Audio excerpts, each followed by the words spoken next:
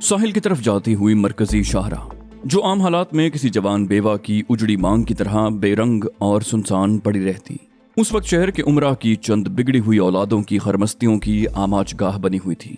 फजा में स्पोर्ट्स कारों और हैवी बाइक्स की चिंगाड़ती आवाजों ने एक हलचल और तूफान सा बर्पा किया हुआ था। मामला शहर से वीरान साहिल की पट्टी तक रेस का था और हम में से कोई भी ये रेस हारना नहीं चाहता था। सबसे आगे सूबे के होम सेक्रेटरी के लाडले साहिबजादे वकार यानी विकी की मर्सिडीज स्पोर्ट्स कार थी। उसके बाद मुल्क के मारूफ सनतकार बख्तियार अहमद की इकलौती औलाद साहिर यानी मेरी मिनी जैगवार थी और मेरे पीछे सूबाई वजीर मालियात का बिगड़ा शहजादा काशिफ अपनी दोस्त रिदा के साथ हैवी बाइक पर फर्राटे भरता, मुख्तलिफ गाड़ियों के दरमियान लहराता और अपना रास्ता बनाते हुए सिर्फ चंद इंच के फासले से मेरी गाड़ी के बम्पर को तकरीबन छूता हुआ चला रहा था। बाकी दोस्त उससे जरा फासले पर थे। लोग हमें दूर ही से देखकर सरासीमा होकर इधर उधर उछल कर अपनी जान बचाने के लिए भाग रहे थे। विकी ने सड़क पार करते हुए एक ठेले को हल्का सा छुआ। ठेले वाला एक जानिब को कूदा और उसके ठेले से नारियल फजा में यूं उछले जैसे किसी शरीर बच्चों ने यकदम फजा में बहुत से खाकस्तरी गुब्बारे छोड़ दिए हों। उनमें से एक नारियल किसी ग्रेनेड की तरह मेरी कार की विंड स्क्रीन से टकराया और शीशे पर अगले ही लम्हे मकड़ी के ज्वाले जैसी रगें उभर आईं। मेरे साथ गाड़ी में बैठी गवर्नर की भतीजी और मेरी बेहतरीन दोस्त एनी जोर से चिल्लाई और उसके मुंह से अंग्रेजी गालियों और मुगल्लजात का एक तूफान विकी की शान में उबल पड़ा। मेरे पीछे आते हुए काशिफ की 150 की स्पीड से दौड़ती हुई बाइक का पहिया नारियल के ऊपर चढ़ गया और बाइक फजा में यूं उछली जैसे किसी तोप से निकला हुआ गोला। लेकिन काशिफ ने अपने हवास काबू में रखे और बाइक को जमीन पर लगते ही एक जानिब को झुकाकर उलटने से बचा लिया। अलबत्ता उसके पीछे आते हुए 2 मोटरसाइकिल सवार खुद को बचा नहीं पाए। सड़क पर दूर तक उनकी बाइक्स के फिसलने की आवाजें और स्क्रीचें गूंजती रहीं। शायद रेस में शामिल एक आध कार भी फिसली, लेकिन मैं मुड़कर देख नहीं पाया क्योंकि उस वक्त मेरी सारी तवज्जो आगे सड़क पर दौड़ती विकी की मर्सिडीज पर थी। वो जानता था कि अब साहिली पट्टी सिर्फ चंद किलोमीटर ही दूर रह गई है, लिहाजा वो अपनी गाड़ी को सड़क पर दोनों जानिब लहराते हुए आगे बढ़ रहा था ताकि मेरी गाड़ी को आगे निकलने का कोई रास्ता न मिल सके। काशिफ गाड़ी की खिड़की से हाथ निकाल कर मुझे इस्तेआल दिलाने के लिए मुख्तलिफ इशारे कर रहा था और इस अमल में उसके साथ वाली सीट पर बैठी उसकी विलायत पलट कजन टीना भी बराबर का साथ दे रही थी, जो एनी को मजीद मुश्तिल करने का बायस बन रहा था। आखिर 10 किलोमीटर का बोर्ड देखते ही एनी ने मायूसी से सर हिलाया। बोली, नहीं साहिर, अब हम नहीं जीत सकते, फासला बहुत कम रह गया है, हम हार गए साहिर। डैम इट यार। मैंने एनी को कोई जवाब न दिया और गियर बदल कर एक्सेलरेटर पर दबाव बढ़ा दिया। एनी भी जानती थी कि मुझे हार से किस कदर शदीद नफरत थी। मैंने हारना सीखा ही नहीं था। हम जिंदगी में जीतना सीखें या न सीखें, जीत हमें खुद ही सब सिखा देती है। हाँ, अलबत्ता हार को बाकायदा सीखना पड़ता है कि हार आपको खुद कुछ नहीं सिखाती। लेकिन मैं खुद फिलहाल इस फन से नाआशना था और कम से कम आज तो मैं किसी सूरत हारना नहीं चाहता था क्योंकि मुकाबले पर मेरा अजली हरीफ विकी था। इस रेस का आइडिया कल रात ही हमारे शैतान दिमागों में उस वक्त आया जब हम क्लब के नीलगूंद धुएं भरे माहौल में अपने अपने भरे हुए सिगरेट के कश लगा रहे थे। फजा में धुएं और बियर की मिलीजुली खुशबू फैली हुई थी और धुआं कशीद करने के इस अमल में हम में से हर एक का जोड़ा भी पूरे शद्दोमत से शरीक था। सिर्फ एनी ही उनमें से एक ऐसी लड़की थी जिसका दम इस मखसूस धुएं की ज्यादती से घुटने लगा था और तब वो मेरा हाथ पकड़कर जबरदस्ती मुझे क्लब रूम से बाहर खुली फजा में खींच लाई। बोली, उफ साहिर, क्यों पीते हो ये जहर? नफरत है मुझे इस धुएं से।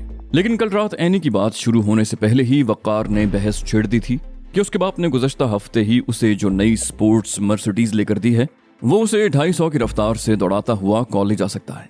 काशिफ ने चिढ़कर उसे रेस लगाने का चैलेंज दे दिया और रफ्ता रफ्ता बहस ने इतना तूल पकड़ा कि हम सब ने ही इस रेस में शरीक होने का फैसला कर लिया और इसके नतीजे में आज हम सब की गाड़ियां और बाइक्स इस साहिली सड़क पर आग उगलती हुई दौड़ रही थी। रेस खत्म होने वाला पॉइंट साहिल पर बने हुए लकड़ी के हट्स के ऐन सामने जाकर खत्म होने वाली यही कोलतार की सड़क थी, जहां पहले ही से यूनिवर्सिटी का पूरा एक ग्रुप हुजूम की शक्ल में चीख चिल्लाकर और नारे लगाकर हमारा हौसला बढ़ा रहा था। इन्हीं में वो 2 लड़के भी मौजूद थे जिनके हाथ में सफेद रुमाल थे, जिन्हें आखिरी जीत की गवाही देने के लिए हमने बतौर जज वहां खड़ा किया था। आखिरी पॉइंट अब सिर्फ 2 किलोमीटर की दूरी पर था और हमारी स्पोर्ट्स कारें जिस रफ्तार से दौड़ रही थीं उस हिसाब से ये 2 किलोमीटर सिर्फ 2 लम्हे की दूरी पर थे। विकी किसी सूरत मुझे आगे निकलने का मौका नहीं देना चाहता था और मुझे बस एक लम्हे की तलाश थी और फिर वो लम्हा एक ऊंचे रेत के टीले की सूरत में मुझे नजर आ ही गया। सड़क के इख्तिताम से कुछ कदम पहले सड़क के बाईं जानिब रेत कुछ इस तरह इकट्ठी हो गई थी कि एक ऊंचा सा टीला बन गया था। मैंने गियर बदला और चिल्ला कर एनी से कहा, सीट बेल्ट अच्छी तरह कस लो। एनी ने शायद मेरी आंखों में लपकती चमक को देख लिया था। वो सरसीमा होकर चिल्लाई, नहीं Sahir, please for God sake. लेकिन एनी की चीख उसके गले में ही घुट कर रह गई और मेरी जैगुआर रेत के टीले पर यूं चढ़ी जैसे कोई ग्लाइडर ऊंची उड़ान उड़ने से पहले किसी ऊंचे पहाड़ की चोटी पर बनी चट्टान पर दौड़ता है। और अगले ही लम्हे मेरी गाड़ी भी किसी शाहीन की तरह फजा में तैरती हुई इख्तितामी हद पर लगे हुए सुर्ख झंडे को क्रॉस कर गई। फजा में तैरते हुए मेरी नजर 2 फुट पीछे आती मर्सिडीज पर बैठे विकी पर पड़ी, जिसने झुंझलाहट में अपना सर जोर से स्टीयरिंग पर दे मारा। मेरी जैगुआर एक जोरदार आवाज और शदीद झटके के साथ नीचे रेतले साहिल से टकराई और उसके अगले दोनों टायर जोरदार धमाके के साथ बस्ट हो गए। कार जोर से लहराई, लेकिन उसके उलटने से पहले ही मैंने पूरी कुव्वत के साथ हैंड ब्रेक खींच ली। लेकिन गाड़ी के बोनट से निकलते हुए धुएं और गाड़ी के फ्रेम को देखकर कोई अनाड़ी मिस्त्री भी ये बता सकता था कि अब ये कार कम से कम मेरे किसी काम की नहीं रह गई। मुझे अपनी पसंदीदा गाड़ी के तबाह हो जाने का कोई दुख नहीं था। खुशी तो इस बात की थी कि मैंने एक बार फिर विकी को हरा दिया था। हैंड ब्रेक खींचने की वजह से गाड़ी ने घूमते हुए रेत का जो तूफान उठाया था वो अब थम चुका था।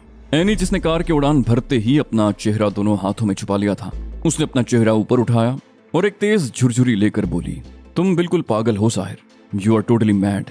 मैंने एनी की तरफ एक मुस्कुराहट भरी नजर डाली और गाड़ी से नीचे उतर आया। सब दोस्तों ने मुझे घेर लिया था और सभी शोर मचा रहे थे। दूर खड़ा विक्की चिल्ला रहा था कि मुकाबला जमीन पर गाड़ी दौड़ाने का था, न कि फजा में उड़ाने का। लेकिन कोई उसकी बात सुन नहीं रहा था और सभी उससे शर्त हारने की रकम का मुतालबा कर रहे थे। हम सबका ताल्लुक ऐसे खानदानों से था जहां ऐसी मामूली रकम रोजाना घरों के नौकरों में बांटी जाती थी। लेकिन इस रकम की हैसियत सबसे अलग थी, क्योंकि ये मेरी जीत की रकम थी। तभी मैंने इस हकीर रकम के लिए अपनी लाखों रुपए की नई इंपोर्टेड गाड़ी तबाह कर दी। और सच ये है कि अपनी हर जीत के लिए मैं सारी जिंदगी रोजाना ऐसी कई गाड़ियां तबाह करने के लिए तैयार था। मैं उन सबको लड़ता झगड़ता छोड़कर एक ऊंची चट्टान पर बने पत्थर के बेंच पर जा बैठा और दूर से आती लहरों को चट्टान से टकराकर पाश पाश होते देखने में मशगूल हो गया। मेरी शख्सियत में एक अजीब तजाद भी था कि हर जीत फतह के फौरन बाद मेरे लिए अपनी अहमियत खो देती। सो आज भी यही हुआ। अभी चंद लम्हे पहले मैंने जिस जीत के लिए अपने साथ साथ अपनी अजीज जान दोस्त एनी की जिंदगी भी दांव पर लगा दी थी, अब मेरे लिए माजी बन चुकी थी और मुझे उस फतह की तकरार से कोई सरोकार नहीं था। मैंने नीचे एनी ग्रुप और विकी को लड़ते झगड़ते देखा और उकता कर सिगरेट सुलगा ली। दफतन धुएं के नीले मरगूले के दरमियान से होती हुई मेरी नजर दूर सड़क पर दौड़ती हुई काले रंग की बड़ी सी शेवरले कार पर पड़ी। अच्छी गाड़ियां बचपन से मेरी कमजोरी थी और जो लोग कारों के बारे में थोड़ा बहुत इल्म रखते हैं ये भी जरूर जानते होंगे कि शेवरले को कारों की शहजादी कहा जाता है और नए मॉडल की ये शहजादी तो अब हमारे यहाँ तकरीबन नापैद हो गई है।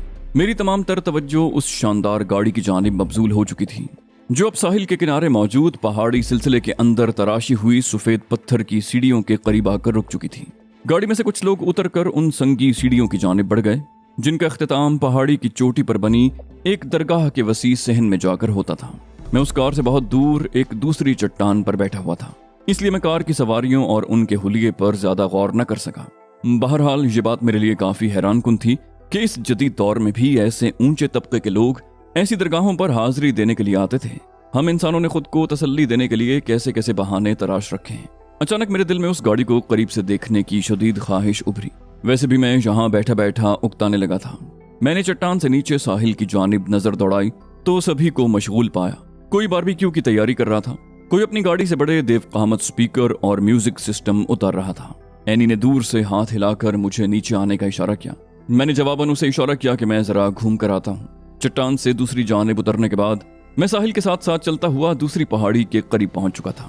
वो कार अब भी वहीं खड़ी थी और एक बावर्दी शोफर उसका बोनट उठाए रेडिएटर में पानी डाल रहा था। कहते हैं सवारी भी इंसान की नफासत को जांचने का एक जरिया होती है और इस कौल की परख अगर उस गाड़ी से की जाती तो यकीनन उसका मालिक इंतहाई नफीस शख्सियत का मालिक होना चाहिए था, क्योंकि गाड़ी को बड़े सलीके से संभाला गया था। मैं कुछ देर दिलचस्पी से गाड़ी को देखता रहा। इतने में ड्राइवर ने मेरी महवियत नोट कर ली और मुस्कुराकर बोला, क्यों साहब, क्या देख रहे हैं? गाड़ी पसंद आ गई है क्या? मेरे होंठों पर भी मुस्कुराहट फैल गई। कहा, गाड़ियों का कोई भी शौकीन पहली ही नजर में इस गाड़ी का आशिक हो सकता है। ड्राइवर मेरी बात सुनकर खिलखिलाकर हंस दिया और फख्र से बोला, सच कहा आपने। दरअसल हमारे सेठ साहब ने भी सारी उम्र में यही एक शौक पाला है, बल्कि उन्हें तो आला से आला गाड़ी रखने का जुनून है। अब इसी गाड़ी को देख लें, पिछले महीने ही अमेरिका से मंगवाई है। हमारे साहब को जापानी गाड़ियां बिल्कुल भी पसंद नहीं, वो तो कहते हैं कि जापान वालों ने गाड़ियों को छोटा करके उनकी तौहीन की है। ड्राइवर बात करते करते आहट पाकर अचानक मुअद्दब सा हो गया और जल्दी से बोनट बंद करके पिछले दरवाजे की जानिब लपका। मैंने चौंक कर ड्राइवर की नजर के ताक़ुब में ऊपर जाती सीढ़ियों पर नजर डाली और चंद लम्हों के लिए मबहूत सा होकर रह गया। ऊपर से एक अधेड़ उम्र औरत के साथ एक परिरुख माहजबी धीरे धीरे कदम उठाती सीढ़ियां उतर रही थी। उसकी चाल में एक ऐसा वक़ार था कि गोया कोई राजहंस पानी में तैर रही हो। औरत और लड़की दोनों ने खुद को मुनासिब हद तक बड़ी चादरों से ढांप रखा था और उस उश्वतराज ने अपने रुख पर बारीक निकाब की तह भी डाल रखी थी। लेकिन सच तो यह है कि उस काले निकाब ने उसके चेहरे का नूर कहीं ज्यादा बढ़ा दिया था।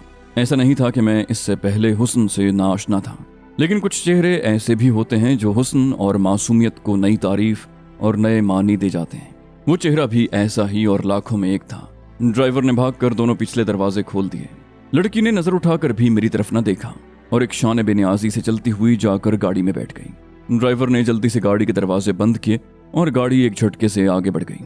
तभी मुझे भी जैसे एक झटका सा लगा और मैं अपने हवास में वापस आ गया। लेकिन तब तक कार काफी दूर जा चुकी थी। मुझे खुद पर शदीद गुस्सा आया। ऐसी भी क्या बेखुदी, कम से कम मुझे गाड़ी का नंबर तो नोट करना चाहिए था। उस वक्त मैं खुद अपनी इस अजीब सी बेचैनी और कुछ खो देने की कसक को कोई भी नाम देने से कासिर था। मैंने जोर से सर को यूं झटका जैसे खुद को उन बेहद उदास और साकित झील जैसी आंखों के सहर से आजाद करवाने की कोई नाकाम सी कोशिश हो। अचानक ही मेरी नजर पहाड़ी की चोटी पर पड़ी और मेरे कदम खुद ब खुद उन पथरीली सीढ़ियों की जानिब बढ़ गए जिनका इख्तिताम ऊपर बनी दरगाह पर होता था। शायद मेरे दिल में कहीं न कहीं ये ख्वाहिश मचल उठी थी कि आखिर ऐसी क्या बात है कि इस पत्थर की बनी सफेद और सादा सी इमारत में, जिसकी जियारत के लिए उस गुलरुख के कोमल कदम इतनी दूर तक उठे थे, दूर से देखने में वो दरगाह इतनी ऊंचाई पर नजर नहीं आती थी। लेकिन जब मैं आखिरी सीढ़ी चढ़कर दरगाह के सहन में पहुंचा तो पसीने से शराबोर और हाँप रहा था। वहां खासे ज़ायरीन मौजूद थे जो अपने तौर पर अपनी अपनी मन्नतों की कबूलियत के लिए कुछ न कुछ तदबीर कर रहे थे। कुछ फूलों की चादर चढ़ा रहे थे, कोई लंगर खाने में देगें खुलवाए भूखों को खाना खिला रहे थे। एक जानिब एक हाजी साहब दूध में ज़ाफ़रान और रूह अफ़ज़ा घोले अपनी सबील चला रहे थे। एक जानिब चंद अफराद मोरछल लिए दरगाह के अंदरूनी हिस्से की सफाई कर रहे थे। मुझे एक लम्हे को यूं लगा जैसे जिसका गुनाह जितना बड़ा है वो उसी हिसाब से कफ़ारा अदा करने की सही में लगा हुआ है। लेकिन क्या ये सब कुछ करने से हम इंसानों की मन्नतें पूरी हो जाती होंगी, कफ़ारे अदा हो जाते होंगे? मैं अपनी सोचों में गलता खड़ा था कि अचानक मेरे अक़ब से एक भारी लेकिन मुलायम सी आवाज़ उभरी। क्या मैं आपकी कुछ मदद कर सकता हूँ? मैं चौंक कर पलटा। मेरे सामने मेरी ही उम्र का एक नौजवान हाथ में तस्बीह और होंठों पर एक मीठी सी मुस्कुराहट लिए खड़ा था। सफेद रंग के कुर्ते शलवार में मलबूस और चेहरे पर काली घनी शरई दाढ़ी खूब जच रही थी। उसकी आंखों में एक खास चमक और लहजे में अजीब सी मिठास थी। मैंने मुस्कुराकर जवाब दिया, जी बहुत शुक्रिया, मैं बस यूं ही इस तरफ चला आया था। आपकी तारीफ? वो बोला, तारीफ के लायक कुछ भी नहीं है मेरे पास। हाँ, अलबत्ता तारुफ के लिए नाम अब्दुल्ला है।